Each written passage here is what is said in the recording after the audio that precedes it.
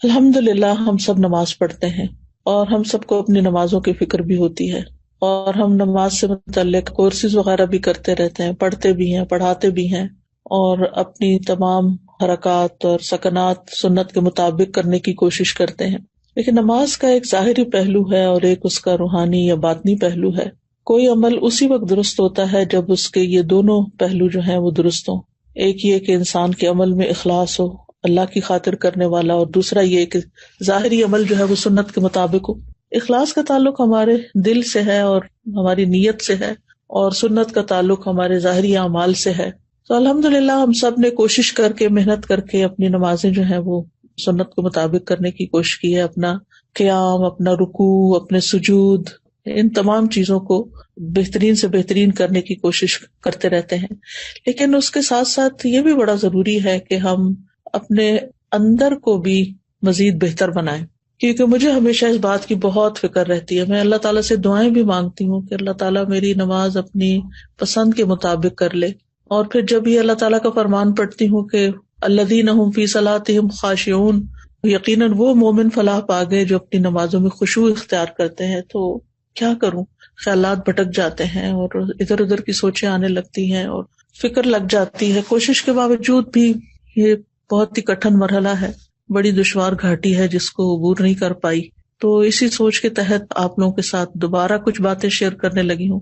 بہت سال پہلے 90s کے اینڈ میں نے ایک لیکچر دیا تھا، نماز کیا سکھاتی ہے۔ اس کے بعد خشوع کے موضوع پر بھی کئی دفعہ بات کرنے کا موقع ملا، لیکن مجھے لگتا ہے یہ ایسا ٹاپک ہے کہ جس پر جتنی دفعہ بھی بات کی جائے اتنی ہی کم ہے۔ تو آج چند باتیں آپ کے ساتھ شیئر کروں گی تاکہ میری نماز بھی درست ہو جائے اور آپ کی بھی ہو جائے، اور اللہ سبحانہ وتعالیٰ اس کے اندر واقعی ایک ایسی کیفیت پیدا کر دے کہ جب نماز پڑھ کے اٹھے تو لگے کہ واقعی اللہ سے ملاقات کر کے آئے ہیں۔ تو سوال یہ پیدا ہوتا ہے کہ ہم اپنے رب عظیم کے سامنے کس طرح کھڑے ہوں نماز میں۔ تو رب کے سامنے کھڑے ہونے میں بندے کی دو حالتیں ہوتی ہیں، یعنی دو چیزوں کو انسان دیکھتا ہے۔ ایک اللہ سبحانہ وتعالیٰ کے رب ہونے کی عظمت، اور دوسرے اپنے بندہ ہونے کی ذلت، یعنی اللہ عظیم ہے، بڑا ہے، بلند ہے، اور میں ایک حقیر بندہ ہوں، میں اس کے آگے جھک رہا ہوں، میں اس کے آگے کھڑا ہوں، اور وہ رب السماوات والارض ہے اور رب العرش العظیم ہے، اور میں عبد فقیر ہوں، محتاج ہوں، کمزور ہوں، فانی ہوں۔ تو جب انسان اللہ کی عظمت اور بڑائی کو ذہن میں رکھتا ہے اور اپنی کمزوری کو ذہن میں رکھتا ہے تو آغاز بہت اچھا ہوتا ہے۔ جب کبھی میں کائنات کے بارے میں پڑھتی ہوں، اس کی وسعت کے بارے میں، اس کی ہیبت کے بارے میں، کہ کس قدر ستارے اور سیارے اور کیا کیا چیزیں اللہ نے تخلیق کی ہیں اور کیا کچھ بنایا ہے۔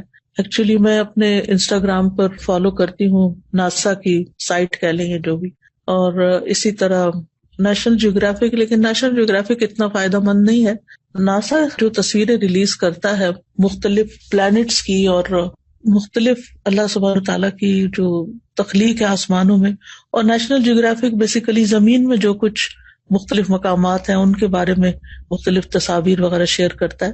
اور میں ایسی نیوز کو فالو بھی کرتی ہوں جو نئی نئی تحقیقات اور نئی ریسرچز اور نئی ڈسکوریز سامنے آتی ہیں۔ چونکہ یہ میڈیا جو ہے یہ مختصر ہوتا ہے، تھوڑی سی دیر میں انسان کچھ نہ کچھ جان لیتا ہے۔ تو آپ یقین کریں کہ جس دن میں نے کوئی ایسی چیز پڑھی ہوتی ہے اس دن میرے دل کی کیفیت ہی کچھ اور ہوتی ہے، اور جب نماز میں وہ خیال مجھے آ جاتا ہے، کیونکہ ہم جو کچھ پڑھتے کرتے ہیں وہی چیزیں نماز میں آتی ہیں نا، تو جب وہ نماز میں خیال آ جاتا ہے مجھے، تو واقعی میرے اندر ایک اور ہی طرح کی نماز کے اندر کیفیت آتی ہے، اور پھر آنسو بھی گرنے لگتے ہیں۔ لیکن اگر اللہ تعالیٰ کی عظمت کا خیال نہ ہو تو پھر نماز بے روح سی ہوتی ہے۔ پھر ساتھ ہی سمندروں کے اندر کی مخلوقات اور عجیب و غریب مخلوقات اور پرندوں کے رنگ اور پھولوں کے، اور زمین کو بھی پوری طرح انسانوں نے ڈسکور نہیں کیا، مختلف مقامات کا آپ دیکھیں۔ باقی تو چھوڑیں، اگر آپ نے اپنے انڈور کوئی پلانٹس وغیرہ رکھے ہوں گے، جیسے میں نے اپنے اندر ہی کمرے میں رکھے، کیونکہ یہاں باہر تو اتنی سخت سردی ہے کہ نکلنے کا موقع کم ہی ملتا ہے، اور سردیوں میں درخت بھی ٹنڈ منڈ ہو جاتے ہیں، تو میں دیکھتی ہوں کہ کس طرح ایک پتا نکلتا ہے اور کس طریقے سے وہ گرو کرتا ہے، اور تھوڑی سی مٹی یا پاٹ میں کیا چیز ہے اس کے اندر جو مدد دے رہی ہے اس کو گرو کرنے میں۔ تو اللہ سبحانہ تعالیٰ کی قدرت یاد آتی ہے نا. یعنی کائنات ایسی چیز ہے جس میں غور و فکر کرنے سے اور اللہ تعالیٰ کی مخلوقات میں غور و فکر کرنے سے اللہ سبحانہ تعالیٰ کی عظمت کا احساس دل میں بہت بڑھتا ہے. یہ کونی آیات ہے نا جن کے اندر ہمیں غور کرنا چاہیے اور اس بات پر ایمان رکھنا چاہیے کہ یہ اللہ سبحانہ تعالیٰ ہی کی تخلیق ہے. اور پھر اس سے آگے یہ کہ یہ سوچنا چاہیے کہ یہ سب کچھ اللہ کی تسبیح بھی کر رہا ہے. وَإِن مِّن شَيْءٍ إِلَّا يُسَبِّحُ بِحَمْدِهِ وَلَٰكِن لَّا تَفْقَهُونَ تَسْبِيحَهُمْ. یہ ساری مخلوقات اپنے رب کو پہچانتی ہیں، اس کی وحدانیت کی گواہی دیتی ہیں، اس کی حمد کے ساتھ اس کی تسبیح بیان کرتی ہیں. اور کُلٌّ قَدْ عَلِمَ صَلَاتَهُ وَتَسْبِيحَهُ، ہر ایک نے یقیناً اپنی نماز اور اپنی تسبیح جان لی ہے، سب کو پتا ہے. تو اگر ہم اللہ سبحانہ تعالیٰ کی اس کائنات کو ذہن میں رکھ کے اللہ اکبر کہتے ہیں یا سبحان اللہ کہتے ہیں تو وہ کیفیت ہی کچھ اور ہوتی ہے. اللہ سبحانہ تعالیٰ اپنی مخلوقات کی مشابہت سے پاک ہے اور ہماری عقل اللہ کی عظمت کا احاطہ نہیں کر سکتی اور نہ ہی اس کے علم کا. وَلَا يُحِيطُونَ بِشَيْءٍ مِّنْ عِلْمِهِ إِلَّا بِمَا شَاءَ. اور احسان کے درجے میں نماز پڑھنا ایسا ہے نا کہ جیسے آپ اللہ تعالیٰ کو دیکھ رہے ہوں. ہم دیکھ تو نہیں سکتے لیکن ایک احساس ہی ہے نا یہ، ورنہ وہ تو ہمیں دیکھ ہی رہا ہے. اور پھر اس بات کو بھی ہمیں سوچنا چاہیے کہ اللہ سبحانہ تعالیٰ اس بات سے بڑا ہے کہ مخلوقات اس کا حق ادا کرے. ہم اس کا حق ادا نہیں کر سکتے، ہماری عقل، ہمارا خیال اس کا ادراک نہیں کر سکتی. لا تدرکہ الابصار وہو یدرک الابصار. آنکھیں، نگاہیں اس کو نہیں پا سکتی، ہمارے دل کی نگاہیں بھی نہیں پا سکتی، اور وہ ہمیں دیکھ سکتا ہے ہر حال میں کہ ہم کیسے کھڑے ہیں. تو بہرحال ہم ہیں تو اس بات سے قاصر کہ ہم اللہ کی بڑائی کا صحیح معنوں میں حق ادا کریں اور احساس کریں. لیکن یہ ہے کہ بہرحال کوشش ہی ہے، اور اللہ سبحانہ تعالیٰ ہر شرک سے پاک ہے، ہر شریک سے پاک ہے اور سب سے بڑا ہے. تو جب نماز شروع کریں اور اللہ اکبر کہیں تو بس ساری مخلوق نیچے اور اللہ سب سے بڑا، سب چھوٹے اور اللہ ہی بڑا. پھر اس کے بعد سبحانک اللہم وبحمدک وتبارک اسمک وتعالی جدک ولا الہ غیرک. پاک ہے تو اے اللہ اپنی حمد کے ساتھ، تیرا نام بڑی برکت والا ہے، تیری شان بہت بلند ہے، تیرے سوا کوئی معبود نہیں ہے. پھر جب سورۃ الفاتحہ پڑھیں تو پھر اللہ سبحانہ تعالیٰ کی صفات پر غور کریں. بسم اللہ الرحمن الرحیم سے لے کر وللضالین آمین تک. جب ہم کہیں کہ الحمدللہ رب العالمین تو پھر عالمین کا ذہن میں خیال جائے کہ ان سارے جہانوں اور ساری مخلوقات کو پیدا کرنے والا اللہ ہے، پالنے والا اللہ ہے، ان کی تدبیر کرنے والا اللہ ہے. پھر الرحمن الرحیم پڑھیں تو اللہ تعالیٰ کے فضل اور رحمت کو سوچیں. مالک یوم الدین کہیں تو قیامت کے دن کو یاد کریں، اور پھر وہاں جو اللہ سبحانہ تعالیٰ کا جلال ہوگا اور عظمت ہوگی اس کو محسوس کریں. پھر صراط الذین انعمت علیہم غیر المغضوب علیہم ولا الضالین.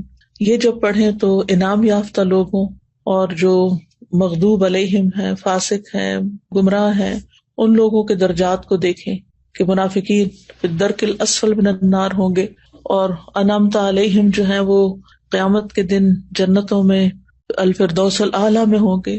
ایک کہاں اور دوسرا کہاں، اتنا درجوں میں فرق ہو جائے گا. اگر ہم انعام یافتہ لوگوں کے راستے پہ چلیں گے اور نفاق سے بچیں گے، کفر سے بچیں گے، شرک سے بچیں گے، تو یہ مرتبے جاننا بھی بڑا ضروری ہے کہ کس طرح کچھ لوگ جہنم کے نچلے گڑھوں میں ہوں گے اور کچھ اتنے عظیم جگہوں پر ہوں گے. پھر اس کے بعد اللہ اکبر کہہ کے جب ہم رکوع میں جاتے ہیں تو پھر اللہ سبحانہ تعالیٰ کی عظمت کا احساس دل میں لائیں. سبحان ربی العظیم، سبحان ربی العظیم، سبحان ربی العظیم.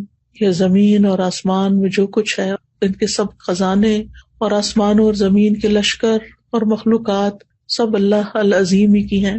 پھر اس کے بعد سمع اللہ لمن حمدہ، اللہ تعالیٰ کی تعریف. اور پھر دوبارہ جب سجدے میں جائیں تو اللہ تعالیٰ کی صفت علو جو ہے کہ اللہ تعالیٰ بلند ہے، بہت بلند. سبحان ربی الاعلیٰ کہتے ہوئے اس کی بلندی کو ذہن میں لائیں، اور اپنی پستی کو کہ ہم نے اپنا سر اور اپنا ناک جو ہے زمین پہ رکھ دیا ہے، اور اصل بڑائی تو اللہ ہی کے لیے ہے، اصل بلندی تو اللہ ہی کے لیے ہے، ہم تو کمزور انسان ہیں. جب اس احساس کے ساتھ انسان نماز پڑھتا ہے تو پھر انسان کے اندر سے تکبر بھی نکلتا ہے، اور یہ نکلنا بڑا ضروری ہے. جب تک انسان اپنے آپ کو بڑی چیز سمجھتا رہتا ہے تو پھر انسان کے ریلیشن شپ نہ تو اللہ تعالیٰ کے ساتھ درست ہوتا ہے اور نہ بندوں کے ساتھ درست ہوتا ہے. تو بہت ضروری ہے کہ ہم اللہ کی بڑائی دل میں پیدا کریں. جس دل میں اللہ کی بڑائی پیدا ہو جاتی ہے پھر وہ دنیا کی حقیر چیزوں سے متاثر نہیں ہوتا. دنیا کی کامیابیوں سے بھی اس کے دل میں کوئی بہت بڑی حسرتیں پیدا نہیں ہوتی کہ فلاں تو اتنا آگے چلا گیا دنیا میں اور میں پیچھے رہ گیا، کیونکہ اس کو پتا ہوتا ہے کہ میرے رب نے جو کچھ بنایا ہے آخرت میں ہمارے لیے، ہم سب کے لیے، وہ کہیں بڑا ہے اس دنیا کے حطام سے۔ پھر یہ کہ سجدے میں اللہ کے قرب کو محسوس کریں۔ رسول اللہ صلی اللہ علیہ وسلم نے فرمایا، سجدہ کرتے ہوئے بندہ اپنے رب کے سب سے زیادہ قریب ہوتا ہے، یعنی اتنا نیچے ہوتے ہوئے اور اتنے چھوٹے ہوتے ہوئے پھر اتنا اللہ تعالیٰ قرب عطا کرتا ہے۔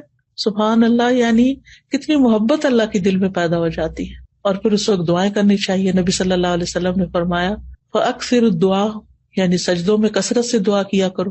پھر اسی طرح دوسری رکعت اور پھر تشہد میں اپنے گھٹنے زمین پہ رکھ کے انسان جب بیٹھتا ہے عاجزی کے ساتھ، تو بہت بڑے بادشاہ کے سامنے ہم بیٹھے ہوتے ہیں۔ آپ دیکھیں کہ پہلے زمانے میں استاد کے سامنے بیٹھنے کا بھی یہ طریقہ ہوتا تھا، جیسے جبریل علیہ السلام نبی صلی اللہ علیہ وسلم کے سامنے گھٹنے رکھ کے بیٹھے زمین پر، یہ ادب کا بیٹھنا ہوتا ہے۔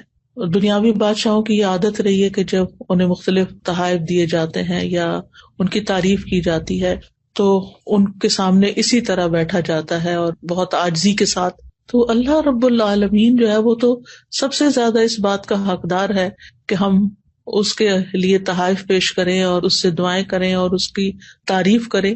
تو التحیات میں آپ دیکھیں کہ التحیات للہ والصلوات والطیبات، اسی لیے تو پڑھتے ہیں۔ اور پھر اس کے بعد درود شریف پڑھتے ہیں، نبی صلی اللہ علیہ وسلم کے لیے دعا کرتے ہیں، پھر عباد اللہ الصالحین پہ سلام بھیجتے ہیں اور پھر اپنی آخر میں دعائیں مانگتے ہیں۔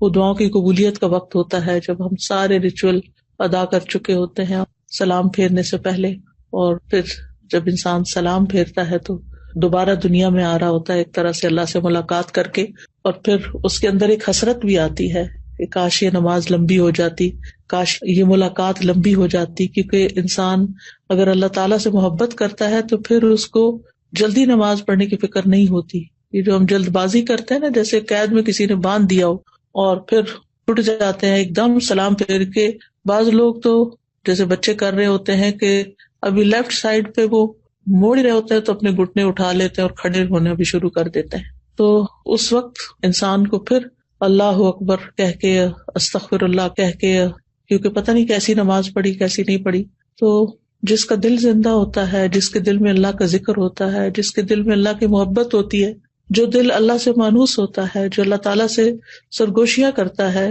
اس کی نماز کا لطف ہی کچھ اور ہوتا ہے۔ اور نبی صلی اللہ علیہ وسلم اسی لیے فرمایا کرتے تھے جب دنیا کے کاموں سے تھک جاتے تھے کہ اقیم الصلاۃ یا بلال ارحنا بہا، بلال اقامت کو اذان دو تاکہ ہم راحت پائیں۔ تو نماز دراصل ہمیں راحت پہنچانے کا ذریعہ، اور آپ اس کو محسوس کر سکتے ہیں اگر آپ واقعی اس کا حق ادا کرتے ہوئے نماز پڑھیں تو آپ کو یوں محسوس ہوگا کہ جیسے آپ کی تھکاوٹ اتر گئی۔ فزیکلی بھی انسان اوپر نیچے ہوتا ہے، رکوع اور سجدہ جم کے کرتا ہے اور پھر صحیح معنوں میں دعا بھی کرتا ہے۔ تو آپ اس کا ایکسپیرینس کریں گے اور کیا بھی ہوگا کہ کس طرح آپ ریلیکس ہو کے اٹھتے ہیں اور آپ کی ایک نرشمنٹ ہو چکی ہوتی ہے، اور روحانی طور پر بھی آپ اسٹرانگ ہوتے ہیں، فزیکلی بھی آپ ایکٹیو ہو جاتے ہیں، اور ایک عجب خوشی لے کے آپ اٹھتے ہیں جیسے آپ نے سارے بوجھ اتار دیے۔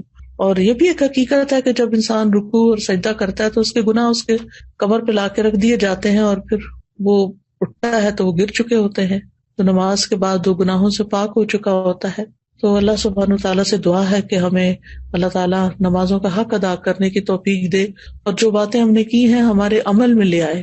اللہ سبحانہ تعالیٰ ہمیں اپنے مخلص بندوں میں شامل کرے، ان لوگوں میں جن سے اللہ تعالیٰ محبت کرتا ہے، اور ہماری نمازوں کو واقعی اللہ تعالیٰ ایسی نمازیں بنا دے کہ جو ہمارے حق میں حجت ہوں، ہمارے خلاف حجت نہ ہو۔ اور جب ہم اللہ تعالیٰ سے ملاقات کریں تو جس طرح اس ملاقات میں ہمیں ایک طرح سے ایک خوشی نصیب ہوتی ہے، اللہ تعالیٰ وہاں بھی ہمیں اپنی ملاقات کے وقت خوش کر دے اور ہمیں بخش دے، یعنی ہمارا محاسبہ نہ کرے۔ اگر ہم اس دنیا میں اپنی نمازوں میں اپنا محاسبہ کرتے رہتے ہیں تو انشاءاللہ اللہ سبحانہ وتعالیٰ آخرت کے حساب کو آسان کر دے گا۔ نماز کے فائدے۔ نماز آنکھوں کی ٹھنڈک ہے۔ رسول اللہ صلی اللہ علیہ وسلم نے فرمایا، اور میری آنکھوں کی ٹھنڈک نماز میں رکھی گئی ہے۔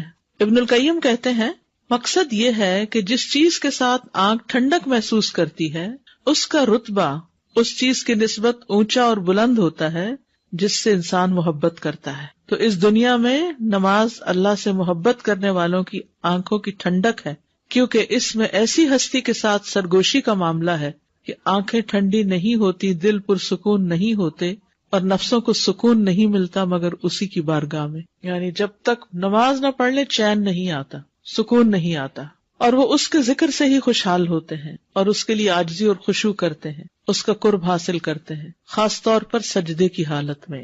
یہ وہ حالت ہے جس میں انسان اپنے رب کے سب سے زیادہ قریب ہوتا ہے. غافل کی اس ٹھنڈک سے محرومی. پھر وہ کہتے ہیں کہ محبت کرنے والے کا سکون اور آنکھوں کی ٹھنڈک نماز میں ہے، اور جو غافل اور روگرداں ہے اسے اس بات سے کچھ حصہ نہیں ملتا، بلکہ اس کے لیے نماز مشکل اور گراں عمل ہے. جب وہ نماز میں کھڑا ہوتا ہے تو گویا وہ انگاروں پر لوٹ پوٹ رہے ہوتا ہے. استغفر اللہ.